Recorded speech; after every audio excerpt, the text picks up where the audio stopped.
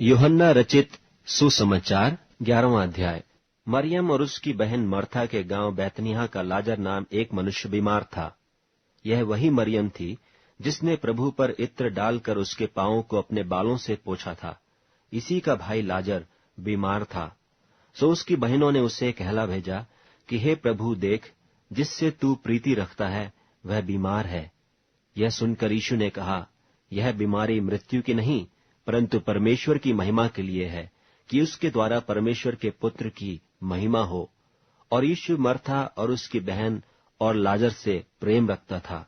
सो जब उसने सुना कि वह बीमार है, तो जिस स्थान पर वह था वहां 2 दिन और ठहर गया। फिर इसके बाद उसने चेलों से कहा कि आओ हम फिर यहूदिया को चलें। चेलों ने उससे कहा, हे रब्बी, अभी तो यहूदी तुझे पत्थरवाह करना चाहते थे, और क्या तू फिर भी वहीं जाता है? यीशु ने उत्तर दिया, क्या दिन के 12 घंटे नहीं होते? यदि कोई दिन को चले तो ठोकर नहीं खाता, क्योंकि इस जगत का उजाला देखता है। परंतु यदि कोई रात को चले तो ठोकर खाता है, क्योंकि उसमें प्रकाश नहीं। उसने ये बातें कहीं और उसके बाद उनसे कहने लगा कि हमारा मित्र लाजर सो गया है, परंतु मैं उसे जगाने जाता हूं। तब चेलों ने उससे कहा, हे प्रभु, यदि वह सो गया है तो बच जाएगा। यीशु ने तो उसकी मृत्यु के विषय में कहा था, परंतु वे समझे कि उसने नींद से सो जाने के विषय में कहा। तब यीशु ने उनसे साफ कह दिया कि लाजर मर गया है, और मैं तुम्हारे कारण आनंदित हूं कि मैं वहां न था, जिससे तुम विश्वास करो। परंतु अब आओ हम उसके पास चलें। तब थोमा ने, जो दिदुमुस कहलाता है, अपने साथ के चेलों से कहा, आओ हम भी उसके साथ मरने को चलें। सो यीशु को आकर यह मालूम हुआ कि उसे कब्र में रखे 4 दिन हो चुके हैं। बैतनिय्याह यरूशलेम के समीप कोई 2 मील की दूरी पर था, और बहुत से यहूदी मर्था और मरियम के पास उनके भाई के विषय में शांति देने के लिए आए थे। सो मर्था यीशु के आने का समाचार सुनकर उससे भेंट करने को गई, परंतु मरियम घर में बैठी रही। मर्था ने यीशु से कहा, हे प्रभु, यदि तू यहां होता तो मेरा भाई कदापि न मरता। और अब भी मैं जानती हूं कि जो कुछ तू परमेश्वर से मांगेगा, परमेश्वर तुझे देगा। यीशु ने उससे कहा, तेरा भाई जी उठेगा। मर्था ने उससे कहा, मैं जानती हूं कि अंतिम दिन में पुनरुत्थान के समय वह जी उठेगा। यीशु ने उससे कहा, पुनरुत्थान और जीवन मैं ही हूं।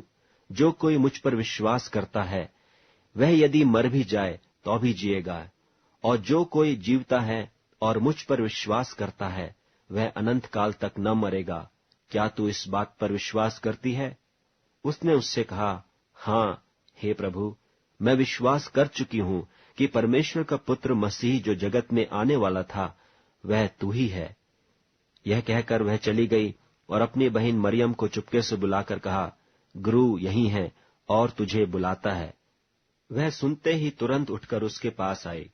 यीशु अभी गांव में नहीं पहुंचा था, परंतु उसी स्थान में था जहां मर्था ने उससे भेंट की थी। तब जो यहूदी उसके साथ घर में थे और उसे शांति दे रहे थे, यह देखकर कि मरियम तुरंत उठ के बाहर गई है, और यह समझकर कि वह कब्र पर रोने को जाती है, उसके पीछे हो लिए। जब मरियम वहां पहुंची जहां यीशु था, तो उसे देखते ही उसके पांवों पर गिर के कहा कि हे प्रभु, यदि तू यहां होता तो मेरा भाई न मरता। जब यीशु ने उसको और उन यहूदियों को जो उसके साथ आए थे रोते हुए देखा, तो आत्मा में बहुत ही उदास हुआ और घबरा कर कहा, तुमने उसे कहाँ रखा है? उन्होंने उससे कहा, हे प्रभु, चलकर देख ले। यीशु के आंसू बहने लगे। तब यहूदी कहने लगे, देखो वह उससे कैसी प्रीति रखता था। परंतु उनमें से कितनों ने कहा, क्या यह जिसने अंधे की आंखें खोली, यह भी न कर सका कि यह मनुष्य न मरता? यीशु मन में फिर बहुत ही उदास होकर कब्र पर आया। वह एक गुफा थी और एक पत्थर उस पर धरा था। यीशु ने कहा, पत्थर को उठाओ। उस मरे हुए की बहन मर्था उससे कहने लगी, हे प्रभु, उसमें से अब तो दुर्गंध आती है, क्योंकि उसे मरे 4 दिन हो गए। यीशु ने उससे कहा, क्या मैंने तुझसे न कहा था कि यदि तू विश्वास करेगी तो परमेश्वर की महिमा को देखेगी? तब उन्होंने उस पत्थर को हटाया। फिर यीशु ने आंखें उठाकर कहा, हे पिता, मैं तेरा धन्यवाद करता हूँ कि तूने मेरी सुन ली है, और मैं जानता था कि तू सदा मेरी सुनता है, परंतु जो भीड़ आस पास खड़ी है उनके कारण मैंने यह कहा, जिससे कि वे विश्वास करें कि तूने मुझे भेजा है। यह कहकर उसने बड़े शब्द से पुकारा कि हे लाजर, निकल आ। जो मर गया था वह कफन से हाथ पांव बंधे हुए निकल आया, और उसका मुंह अंगोछे से लिपटा हुआ था। यीशु ने उनसे कहा, उसे खोलकर जाने दो।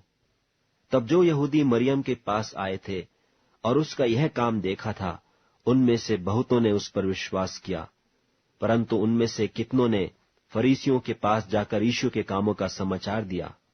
इस पर महायाजकों और फरीसियों ने मुख्य सभा के लोगों को इकट्ठा करके कहा, हम करते क्या हैं?